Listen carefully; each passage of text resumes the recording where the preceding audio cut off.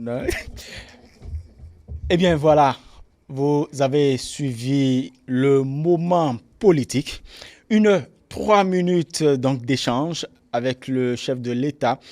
Et nos invités également sont déjà sur ce plateau pour le décryptage de cet entretien du chef de l'État. Voilà, je voudrais vous présenter ceux qui nous aideront à mieux comprendre cette entrevue du chef de l'État. Je vous présente le premier maître, Bastien Salami. Bonsoir à vous. Bonsoir, cher ami. Avocat au barreau du Bénin. Exactement. Voilà. Membre du Bloc républicain. Tout à fait, membre du Bloc républicain. Nous avons Madame Alimatou Badarou, acteur politique, oui, Bloc républicain, bonsoir. Bonsoir, Monsieur Omiala. Merci pour la disponibilité aussi. Je vous en prie. Voilà, à vos côtés, nous avons Delphin Gangana, qui est observateur de la vie politique béninoise. Bonsoir. Bonsoir, monsieur le journaliste. Voilà, était-il opportune cette sortie du chef de l'État, Maître Bastien Salami? Merci beaucoup. Je me réjouis. Parce que les Béninois se sentiront libérés. Les Béninois se sentiront libérés parce que voici déjà 3 semaines, 2 semaines, 1 mois, que tout était suspendu. J'ai l'impression que le pays était suspendu à l'intervention du chef de l'État. Et cette sortie de ce soir vient nous libérer. Donc, c'est dire que l'opportunité n'a plus à démontrer à travers surtout les explications que le chef de l'État a eu à apporter. Un chef d'État qui, on l'a vu, a fait preuve d'une clarté, d'une pédagogie et surtout d'une droiture dans l'élégance du respect des règles qui gouvernent la cité.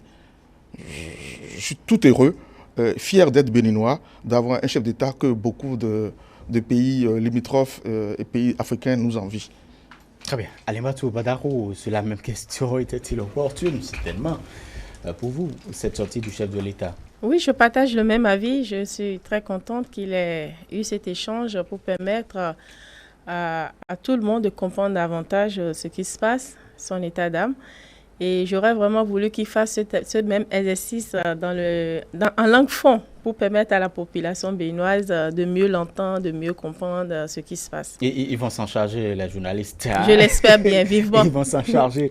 Voilà, Delphin Gangana, que retenir fondamentalement, après avoir suivi quand même ces 3 minutes d'échange du chef de l'État, que retenir fondamentalement, vous, personnellement?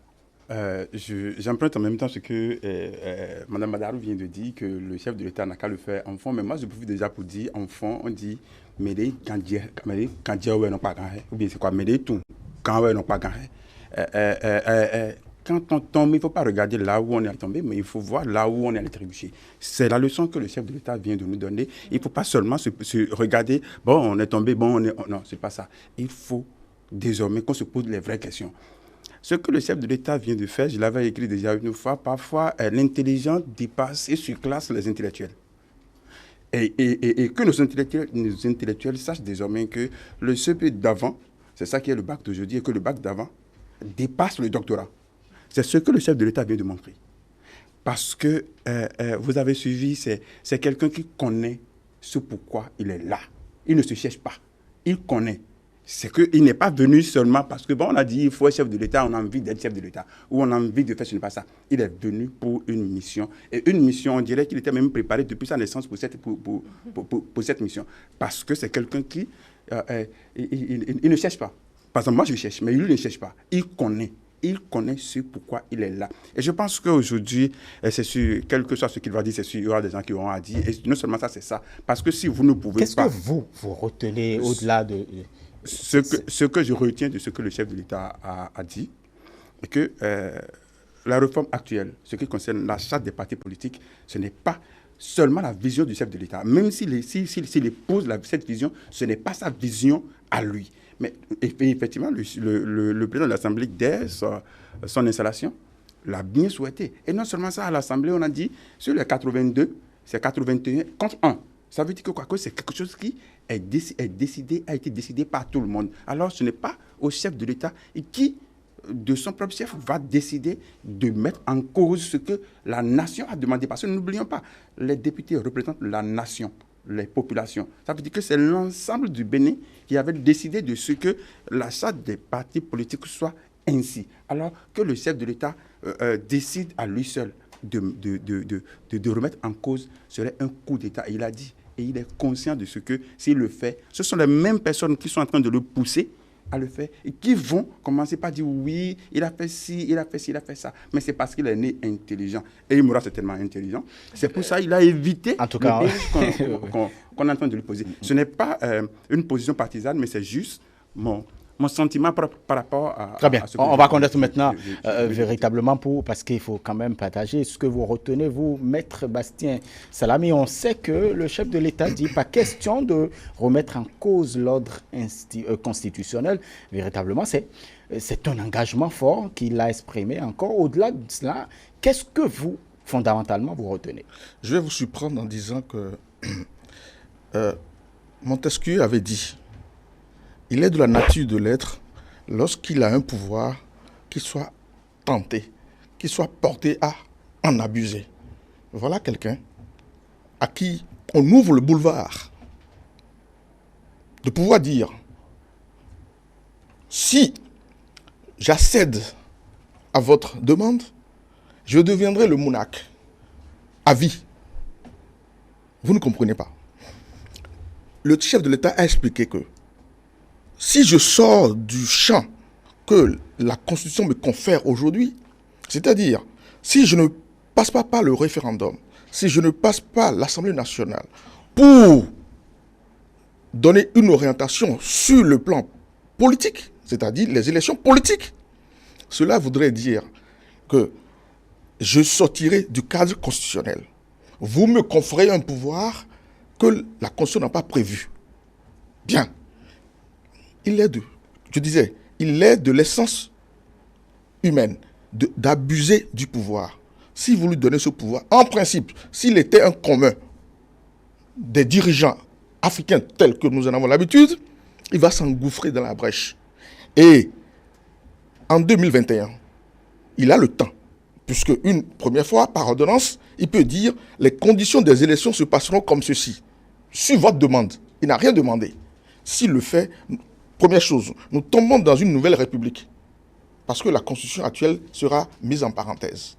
Une nouvelle constitution arrive, et il peut se tailler, comme le président Kérékou l'a dit dans ce pays, que cela a été taillé à sa mesure. Vous vous souvenez? Vous êtes en train, de manière subreptile, vous êtes en train d'ouvrir la voie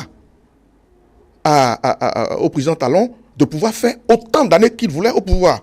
Mais il est resté égal lui-même dans les contours prévus par la Constitution. Il dit non, je ne ferai pas ça. Si je le fais, ce serait au détriment du peuple, mais à mon avantage. Je voudrais que les Béninois comprennent la leçon qu'il est en train de nous donner. C'est ce qu'il y a de fondamental dans son intervention. Et moi, en tant que juriste, vraiment, j'en sors enrichi. Très bien. Et on parle du recours à l'article 68. L'ordonnance et le chef de l'État est revenu sur cette question-là. Pourrait-on dire aujourd'hui que quelques sachants, vous le savez, il y a quelques jours encore, demandaient à ce qu'on puisse recourir à cet article-là? Sont-ils ignorants de nos tests? Monsieur le journaliste, je ne sais pas si vous m'avez déjà vu sur la zone franche il y a quelques jours. J'avais parlé de ça, j'avais dénoncé la société civile par rapport à ce souhait qu'ils avaient émis en la personne de monsieur Jean-Baptiste Elias, et je n'ai pas caché mes intentions en disant que je trouve que c'est de la tricherie. C'est-à-dire que eux, ils sont les gens qui moralisent la vie publique, ils ne devaient pas inciter les gens à ça. Le président de la République leur a fait à la limite le coup de droit constitutionnel. Alors, donc franchement, j'ai dit, c'est une chance que nous ayons un président de la République de cette carrure pour mettre les gens face à leurs responsabilités, à savoir que on demande au président de prendre des raccourcis qui déjà à l'international vont donner une très mauvaise image du Bénin. Ça peut remettre en cause notre crédibilité, à savoir que dans ce pays-là, on a le génie, on est des cas. On sait comment transformer On ne sait pas montrer comment on peut ouvrir la Constitution, mais quand c'est dans nos intérêts, on sait comment faire des acrobaties pour inventer tout ce qui est impensable et amener le président à faire ce qu'il ne faut pas faire. Dieu merci, le président est resté dans ses bottes. Et en tant que père de la nation, et Dieu l'a illuminé. Et ce qu'il vient de faire ce soir, c'est un enseignement, une clarté. N'en déplaise aux opposants, mais les tests, c'est les tests. Hein? Les tests sont durs. Il a fait le rappel. Je crois que chacun doit regarder sa conscience. Et j'ai apprécié aussi son naturel parce qu'il a pris tout le temps, malgré que c'est une opportunité qu'on lui donne, de rappeler à la population, non, ne me permettez pas de faire un coup d'État, ne me permettez pas de vous conduire là parce que ça peut nous coûter cher 10 ans ou 5 ans après. Si quelqu'un veut jouer au malin, il peut saisir cette opportunité. Donc, il n'est pas question d'ouvrir ça, d'ouvrir la porte aux gens pour qu'ils aillent faire recours à cet article. Et il a bien précisé dans quel contexte on peut avoir recours à cet article-là. Donc, il est question que nos juristes... Mais ce qui m'amène toujours à demander, oui. Ces nombreux juristes qui ont proposé qu'on puisse recourir à cet article, sont-ils ignorants véritablement? Non, ils ne sont pas ignorants, ils sont dans le jeu politique, ils savent bien, très, très bien ce qu'ils font. Ils veulent tester. Mais le président Talon, comme l'a dit mon voisin, il est intelligent, il est très vigilant. Et qu'il mourra intelligent, c'est la vérité. Je partage ça. Et vous avez la même appréhension? Ils sont peut-être pas ignorants? Oui, ils sont peut-être pas ignorants, mais il faut pas oublier qu'il y a une différence entre la théorie et la pratique. Il y a des gens qui associent la théorie à la pratique et il y a des gens qui pratiquent vraiment la pratique. Quelqu'un qui pratique la pratique fait d'abord la théorie, mais exécute maintenant la théorie dans la pratique. Ceux qui disent qu'il faut aller... Il y a des gens, n'oubliez pas, hein, il y a un fait très capital que nous oublions le plus souvent. On dit que le Bénin est à 75% analphabète. Donc, il ne reste que 25%. Mais n'oubliez pas que 75% de ces 25%, lettrés là n'arrivent pas aussi à lire les tests. Moi, je n'ai pas envie d'aller dans Tari. Mais ça veut dire que quoi? Que c'est à peine 25% des 25% lettrés qui lisent réellement les tests et qui comprennent quelque chose et qui se posent des questions. Donc, il y a des gens qui lisent juste les tests. Bon, on a dit, on prend ordonnance. Mais on ne cherche pas le fond de ce qu'il y a dedans. Mais l'autre, lui, ne fait pas seulement la lecture. Il lit, il se pose des questions et il fait la remise en cause de tout. Et il pense loin. Il ne regarde pas seulement, bon, ok, on a dit il y a une clôture, il y a seulement une clôture là. Non, lui dit il y a une clôture, mais il peut y avoir plein d'autres clôtures après la clôture. Donc, il se pose des questions et il évite de faire des choses qui, demain, ce n'est pas seulement sa personne, mais la nation. Ceux qui disent qu'il faut aller, oui, n'oubliez pas, chacun a sa position politique. Il y a des gens qui vont vous pousser, vous allez dire, ouais, ben, il a fait le con. Ils vont vous pousser, ils vont vous dire, oui, allez-y. Vous allez donc tomber. pour vous, c'était un piège, c'est ça? Je n'ai pas envie d'être catégorique, de dire que c'est automatiquement. Mais je dis ça peut être un piège. Et ça peut être aussi des gens qui font juste la théorie, mais qui ont juste leurs yeux comme ça, ils regardent, c'est la théorie, pour eux, c'est la théorie. Oui, maître Salami. Ce qu'il faut ajouter, c'est que on pourrait, à la limite, leur prêter la bonne foi. Non, je vais m'expliquer. L'article 68 a prévu des choses, mais ce qu'ils n'ont pas peut-être vu, face à l'émoi que constituent le chantage, les menaces pour dire oui, le pays sera à feu, à sang, tout ça, les Béninois, il y a une bonne frange de Béninois qui se trouvent émotives. Les Béninois sont émotifs en général. C'est pour cela que pour accéder, ainsi que vous le dites, voici un instant, à cette comment dirais-je? Par rapport à l'entrevue? Non, je dis le niveau, c'est-à-dire le poste suprême du chef de l'État, je crois qu'il faut faire plus de tests ordinaires que des tests d'embauche. C'est-à-dire qu'il faut que vous ayez la capacité de réfléchir à froid. Voyez-vous? Mais écoutez, si on n'est pas convaincu, si on ne sait pas que les conditions ne sont pas remplies pour qu'on aille à l'article 68, on va céder. Parce qu'on dit, cherchez une solution.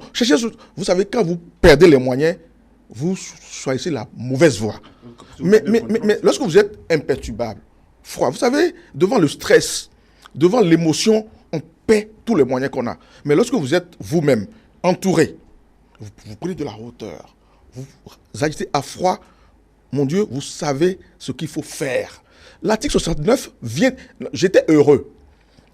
Peut-être on a escamoté quelque chose. On n'a pas remis les choses dans leur contexte. Le chef de l'État a bien expliqué en faisant l'historique pour dire, en 1990, nous étions devant une situation où le parti unique a régné en maître et des Béninois ne s'y retrouvaient plus. Le pays était à terre. Et cela a créé des préjudices. Des préjudices, tout ça. Et on a dit, bon, écoutez, qu'est-ce qu'on va faire? On s'est retrouvés à la conférence pour dire, bon, voilà, à l'initiative du patriarche, on a dit, d'accord, on va revoir les choses. On a revu les choses, on dit, ben, écoutez, plus jamais ça, parti unique, on ne veut plus. Multipartisme, rapidement, les constitutionnalistes à l'époque, certains, comme Olo, on dit, c'est intégral. Ils ont ajouté le mot intégral. Ok. Le multipartisme commence par 2 partis, 3 partis, 4 partis. Mais aujourd'hui, on a laissé foisonner des partis politiques, des clubs électoraux, comme disait... écoutez, et puis très rapidement, on a vu les échecs. Le chef de l'État, il ne faut pas oublier qu'il a insisté en disant, pour arbitrer certains choix, j'ai des difficultés.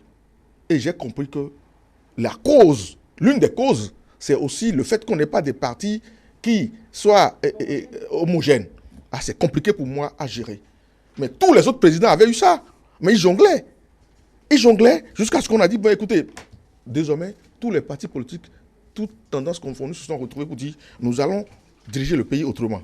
Vous savez, moi j'ai eu à dire à Azalaï, lorsqu'on s'est retrouvés pour élaborer le projet de la charte, que c'était une mini-conférence nationale, ce qu'on faisait.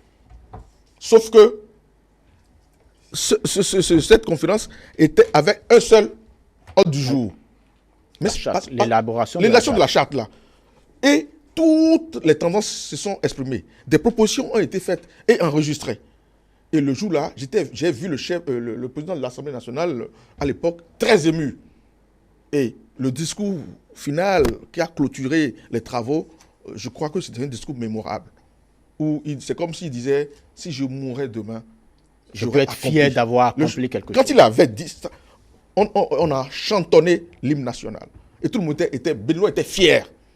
Et on arrive à l'Assemblée nationale, à la majorité écrasante, sauf une personne qui s'est abstenue, on a voté la loi.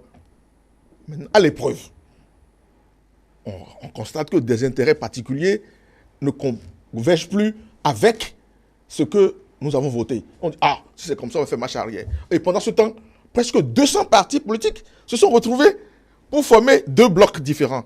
Les autres, qu'est-ce que vous attendez? Ah, comme on a compris que, justement, les intérêts sont en jeu, on dit, non, on va tout faire pour torpiller ça.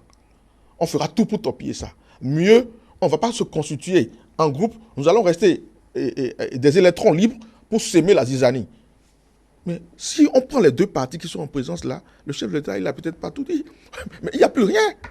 Les 2 partis qui forment le bloc, le bloc républicain et Union progressiste, si vous prenez ça, tout le reste, il n'y a que des échantillons d'individus. Sauf, je fais une réserve par rapport au PRD, qui est l'un des partis structurés, même si au final, le chef du parti PRD a reconnu que le parti n'était pas au top. Très bien. Voilà. En ce qui concerne, le chef de l'État a tout de même utilisé, oui, un mot que je connaissais parce que quelqu'un l'a utilisé, le consultant politique de télé l'a utilisé déjà une fois, que l'usage, ou du moins le recours à l'article 68 s'interprète comme un coup d'État, et le chef de l'État l'a dit encore, véritablement, les mots étaient bien choisis, ou il faut utiliser les mots qu'il faut. Et il a même ajouté que c'est une bombe qu'on est en train de lui donner, de destruction massive. Et ce qu'il voulait dire juste par là, parce que ce que les gens oublient, la jurisprudence, c'est ça. Tout à fait. Une fois que ça s'est passé, vous n'allez pas refuser que ça se passe après. Parce que si vous permettez au président de la République aujourd'hui de remettre en cause tout et de dire c'est ma décision qui passe et que ça se passe, demain vous n'allez pas refuser quand il va encore dire c'est ma décision qui passe et que je reste. Pour son successeur. Je commence d'abord par lui. Je commence d'abord par lui. Si lui-même il dit, ok, vous me l'avez donné, je vous l'avais fait, non? Mais pourquoi vous voulez aujourd'hui? Donc je me l'applique. Vous n'allez pas refuser. Mais si quelqu'un d'autre vient, les gens peuvent même appliquer. Ça veut dire que désormais on peut même dire, il n'y aura même plus d'élection. Le président de la République peut prendre.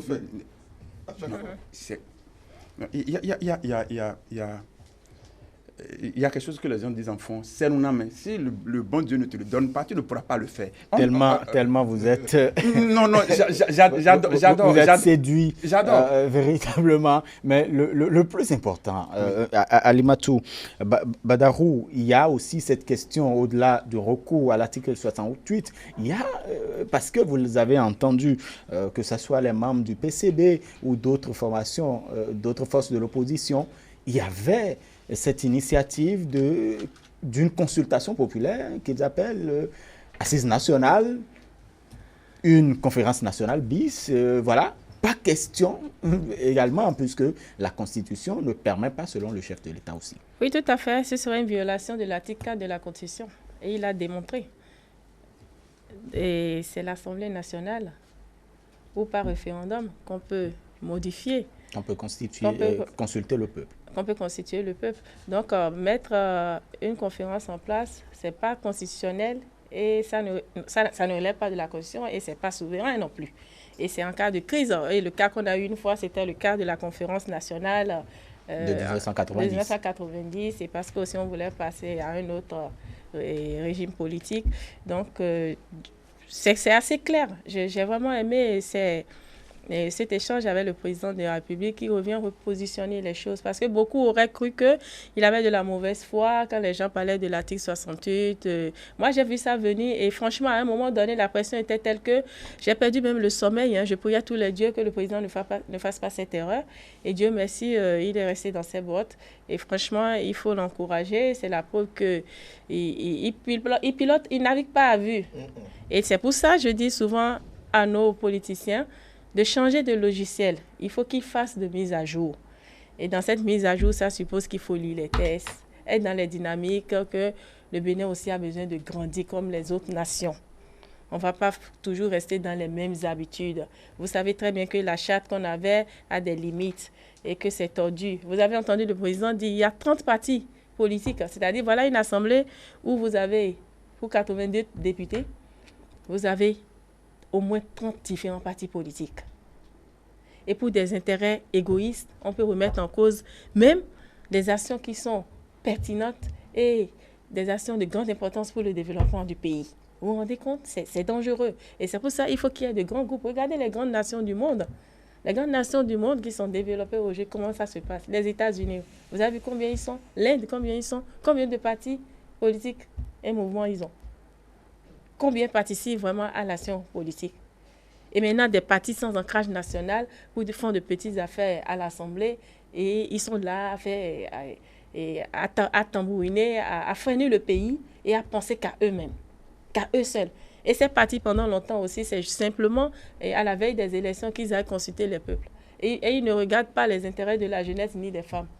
À la fin, on se dit que aller à l'Assemblée, c'est vraiment un fonds de commerce. Enfin, c'est une place de marché où les gens vont faire les affaires. Or, l'Assemblée, elle est là pour s'occuper des problèmes du peuple, représenter vraiment le peuple. Mais aujourd'hui, ce n'est plus le cas. Or, ce que le président est en train de nous amener à faire va nous emmener là.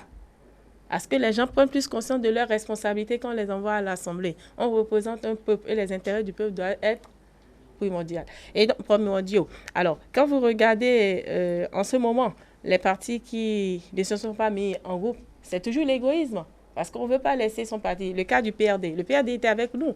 Il était républicain tout au début. Pourquoi il est parti? Parce qu'il a vu que ses intérêts n'étaient pas garantis et qu'il avait envie de voir les logos de l'arc-en-ciel sur le logo du parti républicain. Et tout le monde a dit, mais les autres partis n'ont pas accepté, ils ont fait le grand sacrifice. Pourquoi lui ne veut pas faire le sacrifice? Il veut toujours qu'on ait ses identifiants. Et parce qu'il ne s'est pas senti à l'aise, il s'est retiré au dernier moment du bloc républicain. C'est ça, en fait, la réalité.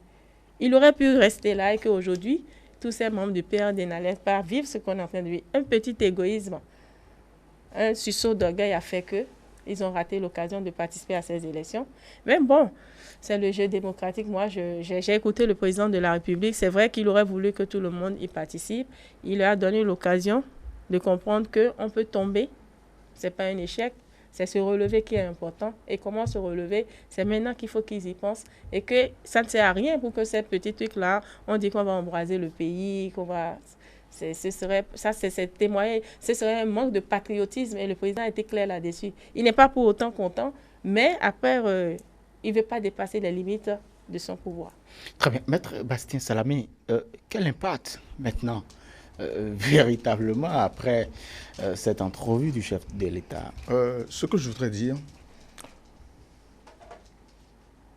le discours du chef de l'État, dans sa clarté, dans sa cohérence, a permis aux Béninois de comprendre qu'entre deux mots, qu'il faut choisir le moins de mal.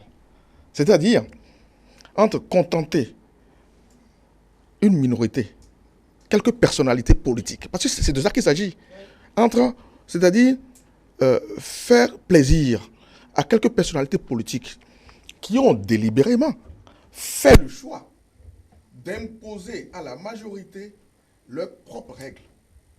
Vous vous rendez compte? Et on dit, il m'a aboli un sac béton. Bon. C'est-à-dire, je m'explique.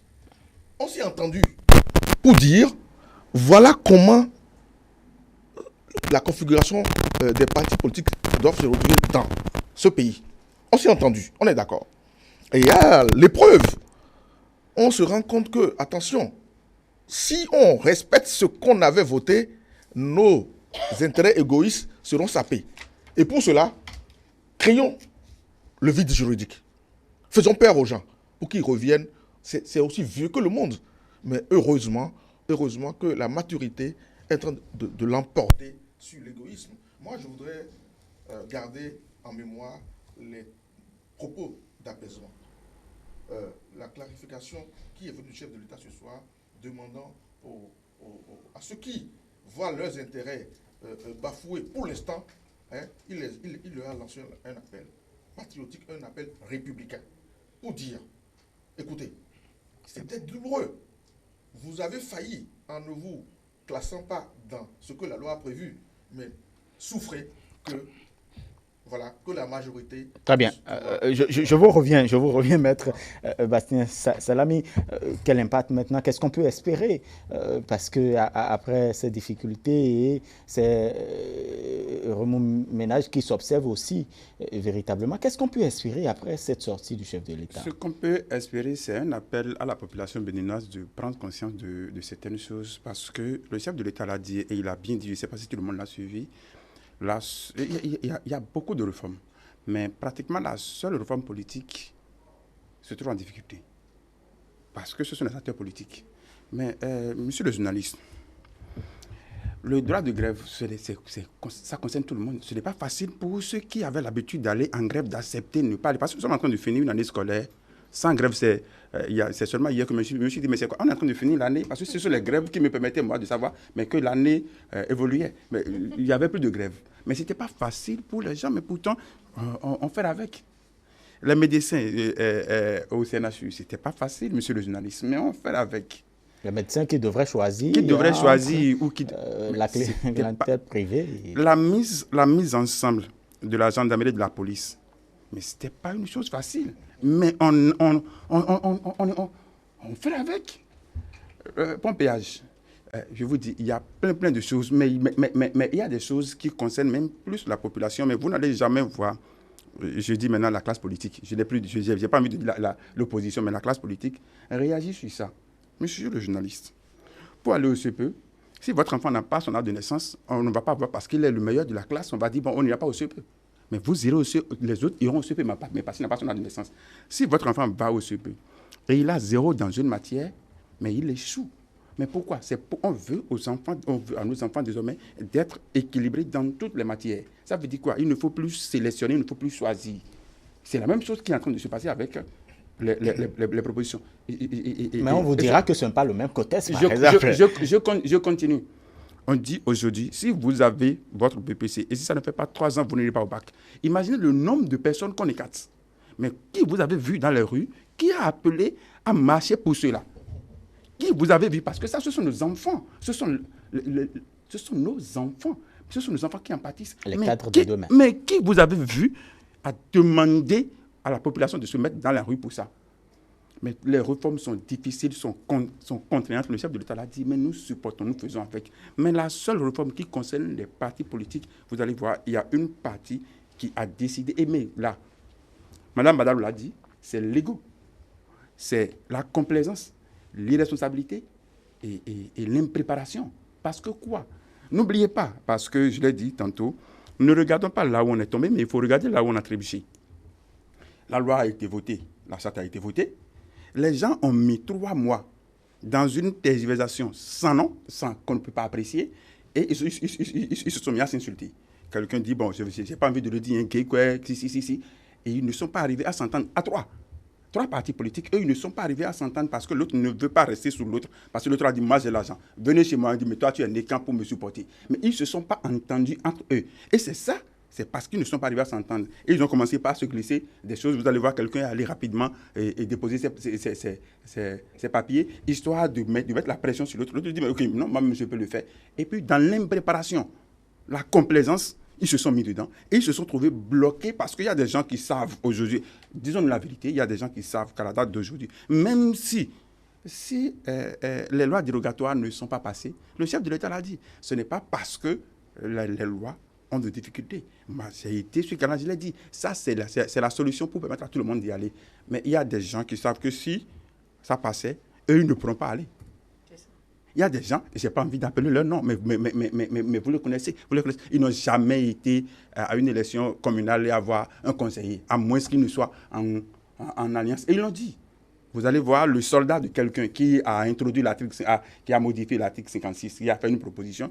Le soldat l'a dit. Lui, sa proposition, c'est qu'on enlève d'abord 10%. C'est qu'on enlève 249 millions parce que son patron a dit que si lui, il avait 249 millions, il préfère créer 20 sociétés à 10 millions de capital et garder les 9 millions dans la poche. Donc, vous allez comprendre que ce n'est pas ça l'objectif. Ce n'est pas seulement leur permettre d'aller aux élections, mais c'est parce qu'ils ne peuvent pas aller seuls, parce qu'ils se sont mis en difficulté. Parce que la date d'aujourd'hui, si on les autorise, ça veut dire que quoi? J'appelle, FCBU ira aux élections, USL et AIRE. Individuellement, c'est ce que ça veut dire. Mais ils savent qu'individuellement, il y a problème. Mais ils se sont mis en difficulté. Alors, il faut créer de n'importe quoi. Comme le maître l'a dit, nous sommes tellement trop sensibles et que, bon, dès qu'on dit quelque chose, le Béninois, on dit oui. Donc, on continue cette sensibilité pour créer de n'importe quoi. Le chef de l'État l'a dit. Si la population, la pauvre population, arrive à supporter, on enferme des enseignants parce qu'ils ont mangé à tassis. Si on est arrivé à faire ça, mais pourquoi ne pas tenir face à ça? Il ne faut pas seulement être émotif et dire, bon, ok, comme il y a une partie de la classe politique qui n'a pas envie de se conformer, il faut le faire plaisir et mettre, c'est-à-dire, ça là, c'est détruire complètement tout. Parce que si jamais le chef de l'État, moi je l'avais même encore publié sur Facebook aujourd'hui, si jamais le chef de l'État reculait, c'est que tout est à l'eau.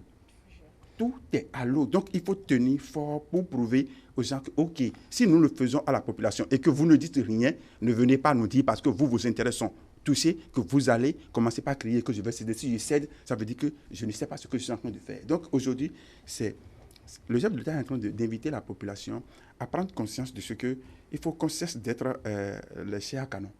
Il faut qu'on cesse d'être des héros, c'est-à-dire qu'on manipule. C'est ce que le chef de l'État est en train de dire et de nous montrer que ce qui est difficile, c'est ça qui donne quelque chose de bon. Et si ce n'est pas contraignant, ça ne donnera rien de bon. Et non seulement ça, si vous déménagez de votre maison, si vous avez une petite maison et vous déménagez de votre maison et vous intégrez une autre maison, vous n'aurez pas les mêmes reflets. Ça veut dire que quoi? Que ça doit être difficile parce que tout le monde n'était pas habitué à ça. Du moment où c'est nouveau, ça ne peut que créer des grincements dedans, mais c'est avec le temps qu'on fera parce que c'est difficile et il faut que cela soit difficile pour qu'on y arrive. Si nous voulons toujours obtenir l'amour de la facilité, parce que vous allez voir, on a dit on a fait pour l'autre, mais pourquoi on n'a pas fait pour moi? L'amour de la facilité. Le chef de l'État a exprimé son ouverture de pouvoir préserver également l'essentiel. L'essentiel, c'est de pouvoir, comme le disait Maître Salami, de pouvoir choisir entre deux mots, le moindre mal, et le chef de l'État l'a réitéré encore. Pourrait-on espérer que cela puisse avoir un répondant dans l'opinion? Oui, bien sûr, je le pense. Et c'est pour ça, vous avez vu, je disais, j'aurais souhaité vraiment qu'il le fasse enfant. Parce que vous vous rendez compte, et il a démontré, il est très averti ce monsieur, parce que Il a dit que c'est vrai qu'il préfère qu'on lui attribue, qu'on lui prête des intentions parce que c'est deux grands partis qui soutiennent ces actions. Et en même temps, il dit qu'au Bénin, la politique au Bénin est particulière. Et ce n'est pas parce que ces deux grands partis le soutiennent qui vont à l'Assemblée qu'il a déjà gagné la majorité. Et ça, c'est très vrai. Moi-même, je le pense, puisque là, il m'a même impressionné parce que je ne savais pas qu'il était vraiment au courant, parce qu'il y a des courants au sein même des blocs. Nous, on est des républicains, mais il y a des gens qui ne sont pas d'accord pour que et les élections se passent comme ça et qui ne cachent pas leur avis. Et il y en a qui sont pour. Donc, il y en a même qui grondent contre les députés de la majorité présidentielle au sein de nos groupes. Et nous savons aussi qu'il y a beaucoup de gens qui se sont alignés pour suivre l'action du gouvernement juste parce qu'ils se disent qu'il y en a qui vont te dire carrément ça ne sert à rien de rester dans l'opposition, c'est con de rester dans l'opposition si on a des ambitions. Et donc, on sait très bien qu'ils supportent les actions du chef de l'État parce qu'ils ont des intérêts derrière. Il y en a parce qu'ils veulent l'utiliser pour aller à l'Assemblée et qu'une fois qu'ils seront là-bas, ils vont se retourner contre lui, séance tenante. Ça, c'est clair. Dans le Béninois, il est imprévisible. Et il y en a qui vont là-bas parce qu'ils savent que c'est là où on fait les grandes négociations et on se fait de l'argent. Donc, ça aussi, c'est des faits. Donc, il ne faut pas qu'on passe notre temps à démontrer que oui, voilà, les deux partis qui soutiennent le chef de l'État, ils vont donc à l'Assemblée, donc c'est que tout est gagné. Non, le président, il est très vigilant, il l'a dit. Il est très vigilant. On ne va pas le faire avaler ça facilement. Et les Béninois savent très bien.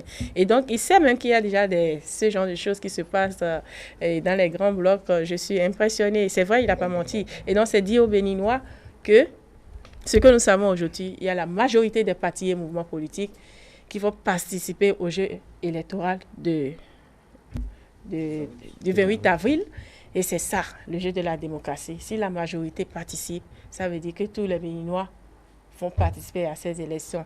Choisir de faire l'opposition, ce n'est pas une mauvaise chose en soi, mais il faut le faire de façon digne.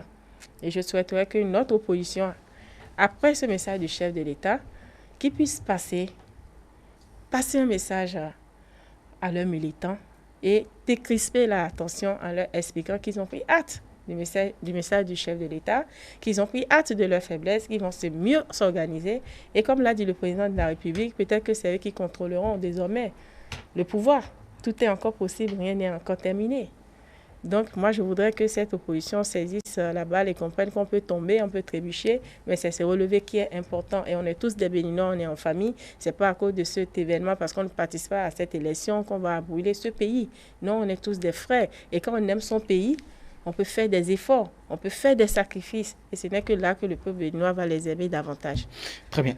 Le chef de l'État, dès l'entame déjà des propos, reconnaissait que recourir à l'article 68, par exemple, c'est de ne pas se soumettre à la séparation des pouvoirs, par exemple, interférer dans l'autre pouvoir en tant qu'exécutif. Aussi, c'est bien connu de tous, par exemple.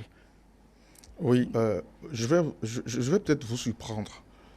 En tant qu'universitaire, je retiens du discours du chef de l'État un thème qui consiste à dire le pouvoir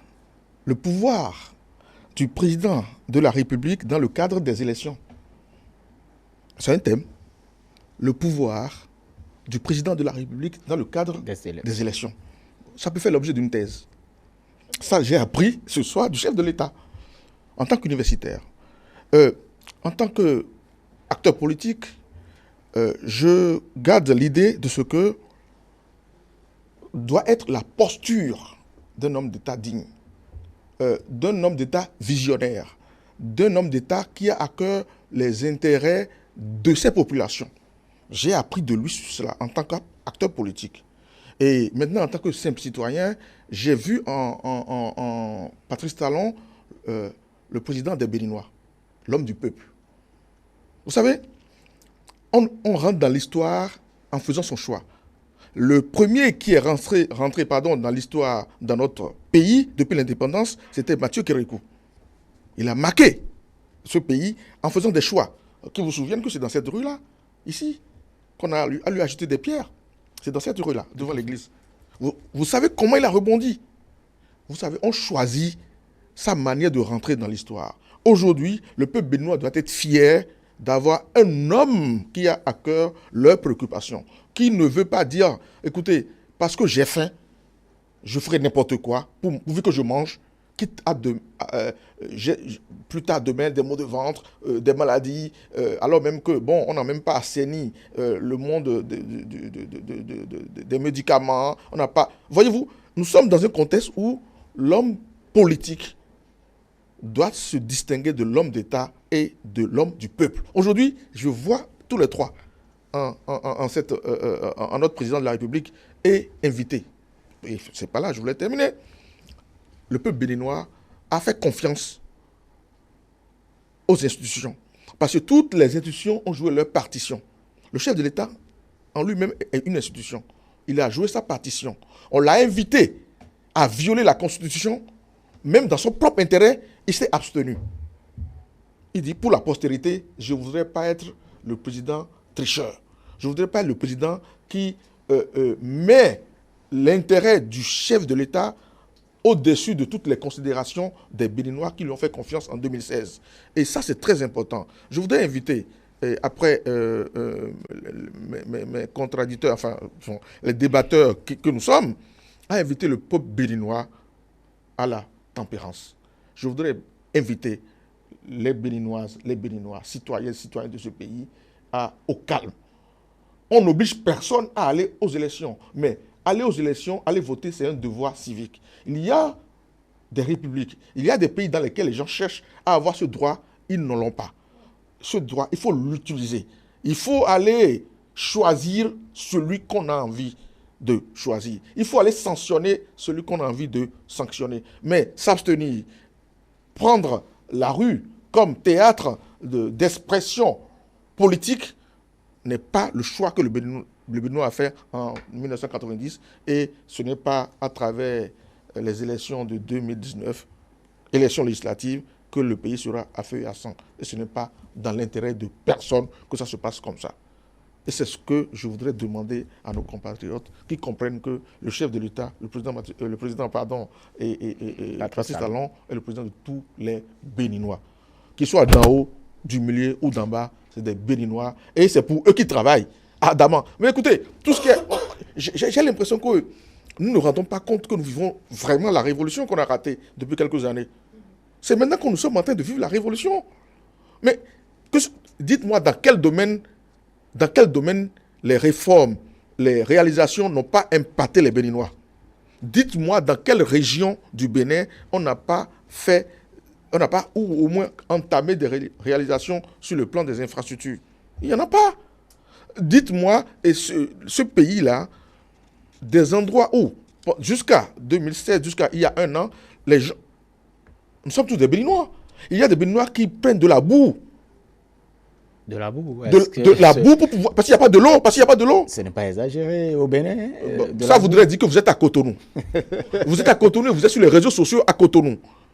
Aujourd'hui, moi, au lendemain du Bénin révélé en 2017, lorsque le PAGA a été vendu, le 16 décembre, nous, on est rentré en 2017 à Dassa. Vous savez que c'est une région un peu aride, où pour trouver de l'eau, c'est compliqué. Mais nous étions partis pour sensibiliser les conseils communaux sur le bien fondé du programme d'action du gouvernement et tous les bienfaits pour les populations. Vous savez qu'en priorité, les gens ne parlent que de l'eau. Je dis, mais attendez, apparemment, ils sont aveugles ou quoi? Je me disais ça. Mais c'est quand vous sortez de la salle que vous fréquentez, vous faites le tour des arrondissements qui composent Dassa, là, vous comprenez pourquoi est-ce que l'eau est importante pour ces gens-là. Mais aujourd'hui, c'est une réalité. Tout à fait. Vous faites un tour entre Dassa et Savalou, vous vivez l'eau potable, de bonne qualité, avec de bons systèmes d'adduction d'eau. Mais ça, rien que moi, j'avais pour pari de dire, si chaque président de la République pouvait choisir un thème pour dire, moi, pendant 5 ans, je vais faire en sorte que les Béninois n'aient plus jamais de problème d'eau dans ce pays-là. Et si on réussit, en 5 ans, on peut partir. C'est ça. Je dis, mais si un autre vient, il dit, moi, c'est les énergies. Parce que l'énergie, vous savez, il y a des gens qui n'ont jamais eu la lumière dans leur vie. Ils n'ont jamais eu, vous sentez des Béninois qui n'ont jamais eu de lumière. Mais aujourd'hui, je n'en parle pas parce que je n'ai pas envie que vous dites encore je suis de Cotonou, je suis sur les réseaux sociaux. C'est très important ces choses-là. Écoutez, il y a quelqu'un qui a écrit une lettre ouverte à d'anciens chefs d'État qui dit, mais écoutez, du Bénin, Patrice Talon est en train de faire ce que vous avez tenté et vous avez échoué. Mais quel est le problème?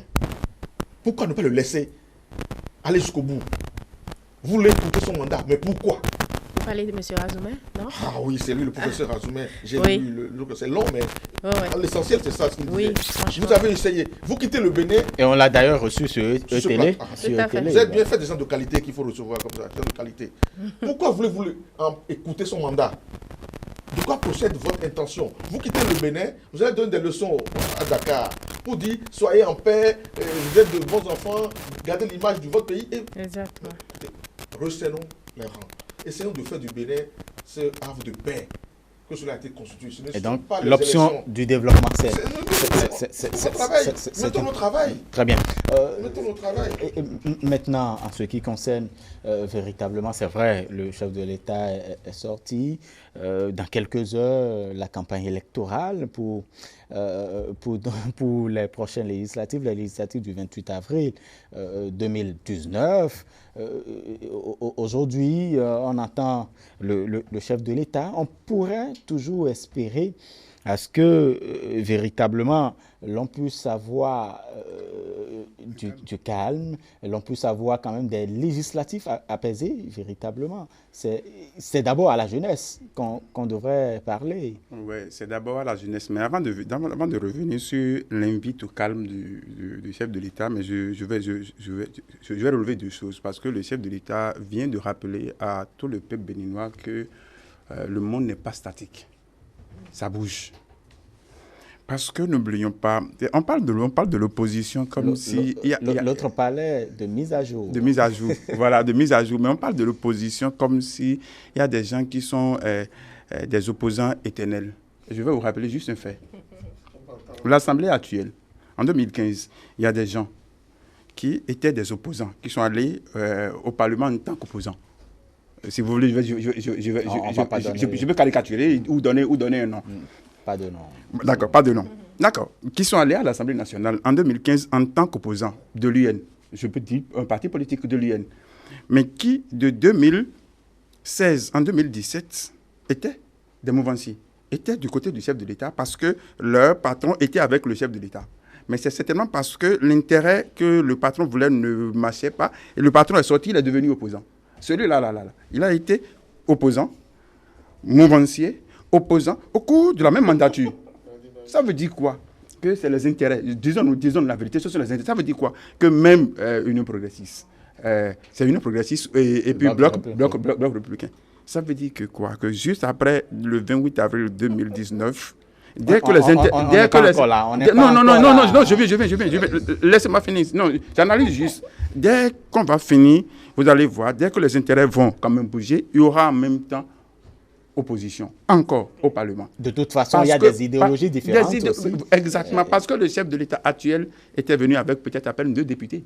Mais il y a des gens qui étaient opposants, mais qui sont revenus en même temps de son côté. Ça veut dire quoi? Que le monde n'est pas statique. Et c'est ce que le chef de l'État vient nous rappeler pour dire qu'il y a déjà des courants au niveau des gens. Et non seulement ça là, c'est indéniable. On ne peut même pas refuser ça. L'autre fait, le second, que le chef de l'État a montré c'est-à-dire à tout le monde, c'est de dire, si le médecin doit regarder le visage de son patient, il n'allait jamais faire l'injection. Si vous voulez amener votre enfant à l'hôpital, vous allez voir, il va crier, il va faire ci, mais le médecin fera tout pour lui faire l'injection parce qu'il sait que c'est ça qu'il lui faut pour être guéri. Mais si vous voulez être le gentil, dit non, je ne peux pas le faire. Si vous dites ça, vous allez laisser l'enfant mourir. Le sensible ne fera jamais un bon médecin. Merci. Alors, donc le chef de l'État, un bon médecin, il sait que c'est ça qu'il faut pour y aller. Et c'est ça, il est en train d'appeler le peuple béninois à savoir qu'il faut désormais faire les choses qu'il faut pour aller et non faire du sentimentalisme. Le chef de l'État, j'étais venu ici une fois, j'ai dit le chef de l'État n'était pas venu pour faire du populisme. Il a dit, et il est conscient de ce que le chef de l'État est comme une poubelle, il faut jeter tout. Et il a dit, on m'a déjà traité de tout, mais vous voulez que je refuse qu'on me traite juste de ce petit truc, que l'on me traite de ce que je suis, celui qui a créé le grand tort à la nation.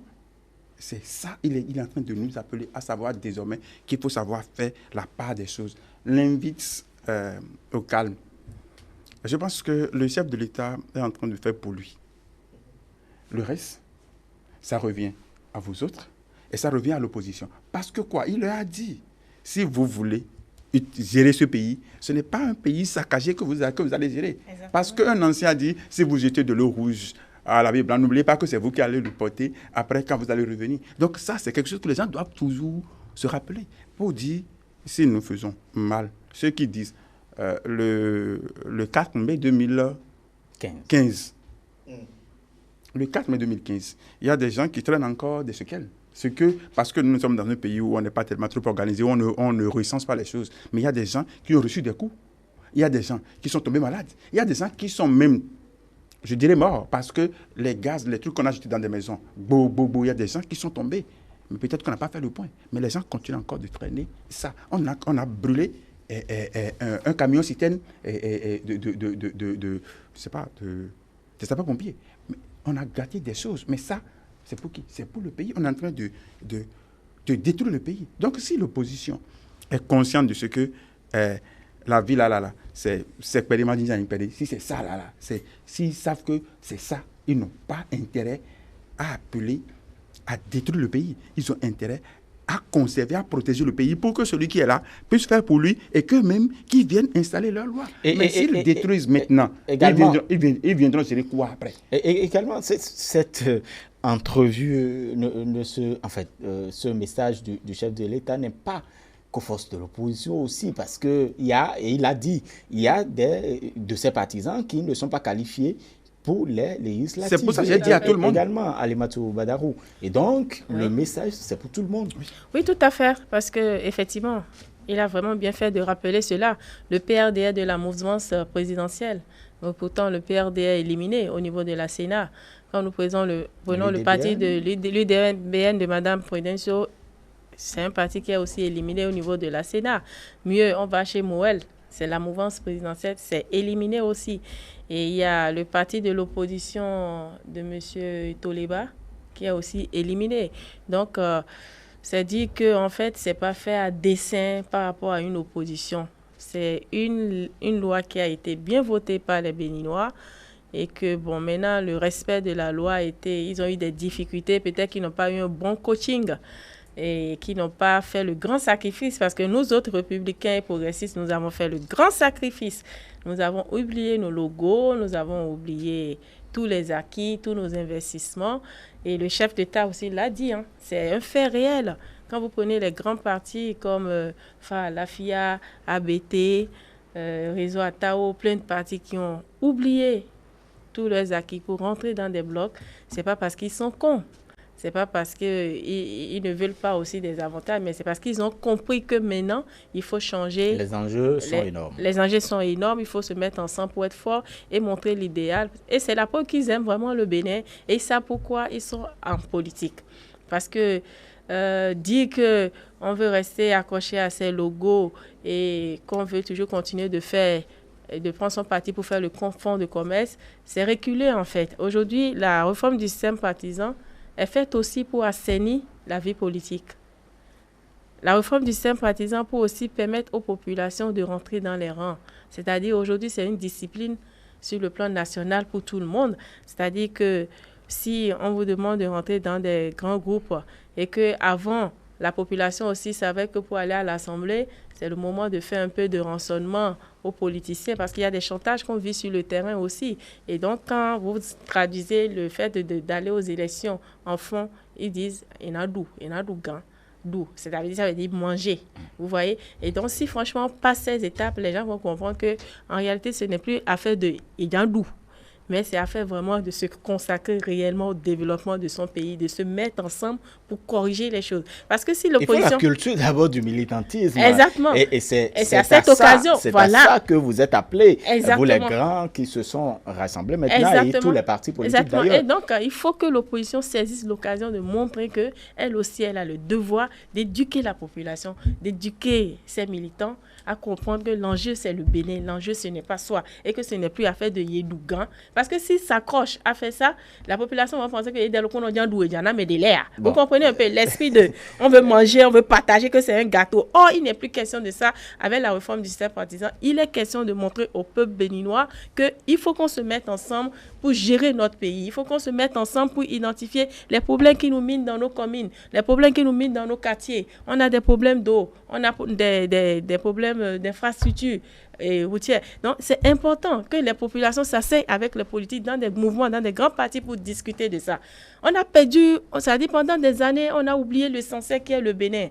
Or, si on met le Bénin en devant, on aura le temps de gagner après. C'est-à-dire, nous allons tous consacrer des sacrifices pour que notre pays avance et après les retombées, on va les avoir. Et c'est ce que nous avons compris en tant que parti en nous mettant dans des grands groupes et dans des grands regroupements, dont le Bloc républicain et le Bloc progressiste. Donc, je voudrais inviter l'opposition à saisir l'occasion très vite de se mettre en ordre, de faire sa mise à jour et de rentrer dans un bloc, qui se mettent ensemble, qui discutent, ou qui viennent, qui se rapprochent même de nous pour voir notre expérience, comment nous avons fait, quel coaching nous avons eu pour arriver là. Ils peuvent le faire aussi. Mais s'ils se camponnent à demander aux gens d'aller marcher, nous allons leur rappeler que quand les populations étaient en train de subir les démolitions, quand on était en train de faire des restrictions dans d'autres secteurs, ils ne sont pas rentrés dans les rues pour marcher, pour dire que le Bénin va s'enflammer. Et pourquoi c'est pour eux? C'est quand ça va arriver pour eux que le Bénin va s'enflammer. Donc, ils viennent démontrer que c'est un gâteau qu'on veut partager. Non, désormais, le Bénin n'est plus un gâteau à partager.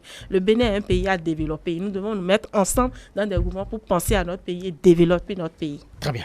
Nous tendons vers la fin de cette entrevue, de ce décryptage donc, de l'entretien du chef de l'État. Si vous avez tout de même, Maître Bastien Salamé, quelle est la source de votre espérance?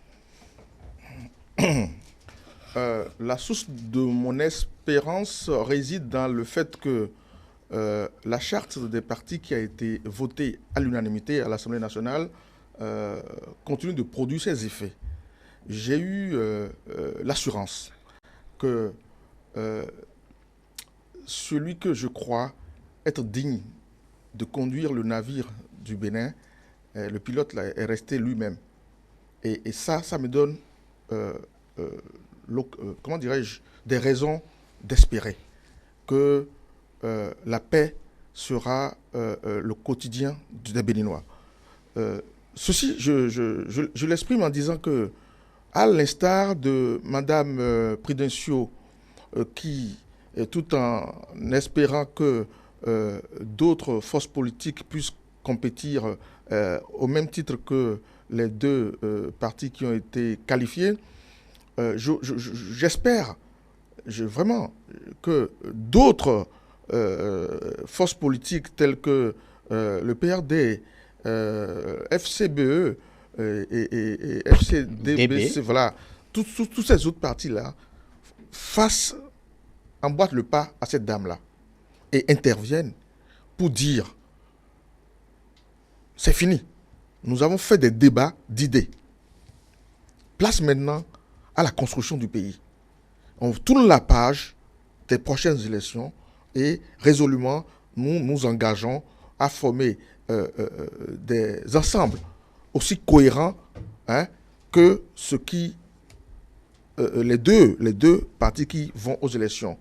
On tourne la page des déballages. Parce qu'il y a des députés, moi j'ai ri, il y a des députés qui, depuis que cette mésentente s'est installée, il y a des députés qui, pendant 2 mandatures, n'ont jamais eu le temps de parole qu'ils ont aujourd'hui sur les antennes.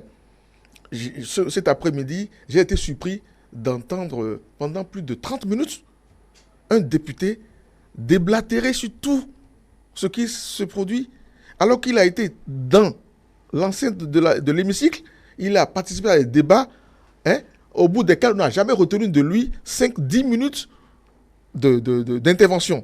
Mais dès lors qu'il s'est retrouvé dans l'impossibilité de participer du fait de l'application de cette charte, il devient prolifique. Il commence à faire des débats intellectuels, des débats et juridiques qui n'étaient pas de ses compétences. Je voudrais que ces personnes-là reviennent en eux-mêmes, comprendre que le navire est déjà à laguer les amarres et que le Bénin est en train de se construire et de revenir à de justes proportions, à de meilleurs sentiments pour dire aux Béninois, voilà, nous avons fait des débats d'idées au niveau du Parlement, au niveau de la classe politique, voilà ce qui a été retenu finalement, le combat continue, les élections ne sont qu'une parenthèse et que, voilà, s'il faut inviter leurs partisans à ne pas voter pour ou contre, c'est quelque chose, c'est ça la démocratie. Mais revenir encore, nourrir la violence, encourager l'embrasement du pays n'est pas du tout républicain. Cela n'est pas politiquement admissible. Donc, j'ai l'espoir, au final, que tout ce qu'on a entendu du chef de l'État, qui est le chef de tous les Béninois, que vous soyez opposant, que vous soyez mouvancier, on n'a qu'un seul président de la République, c'est Patrice Talon. Il a donné l'orientation dans le respect de notre constitution, de nos lois et règlements. Force doit rester à cette orientation et vive la République. Très bien. Delphin Gangana, pour finir. Ok, pour finir, je vais rappeler ce que le chef de l'État a dit et compléter un peu ce que le maître a dit. Les élections législatives ne sont pas des élections présidentielles. Les élections législatives, c'est les représentants de la population. Ça veut dire que ce n'est pas circonscription. Ça veut dire quoi? Que ce sont nos frères. Ce ne sont pas des gens qui sont venus d'ailleurs. Ça veut dire que dans la même famille, on aura peut-être quelqu'un qui soutient un autre courant et quelqu'un qui soutient un autre courant. Ça veut dire que quoi? Que si nous disons que c'est parce que l'autre frère n'est pas parti, que nous ne sommes pas d'accord qu'il faut aller se battre avec les partisans de l'autre frère, ça veut dire que nous allons nous entretuer. Je pense que les Béninois ne sont plus aussi à ce niveau pour ne pas se rappeler de ce que ce sont nos frères. Ce sont les frères du même village et même de la même famille. Vous allez voir, je prends Madame Badarou, peut-être que quelqu'un, un autre Badarou de sa même famille se trouve être d'un autre bord. On va dire, bon, ok, comme l'autre ne veut pas partir et que c'est elle qui va partir, donc il faut qu'on s'entretue. Alors, nous voulons quel développement? Donc, de ne pas oublier que c'est le Bénin et non seulement ça, la population qu'on va envoyer dans les rues. La Côte d'Ivoire, c'est 3000 morts. Ouattara est toujours au pouvoir. Gbagbo est sorti de la Cour pénale internationale. Au Congo, Kabila est au repos. Fayoulou continue toujours de crier. Tshisekedi est toujours là.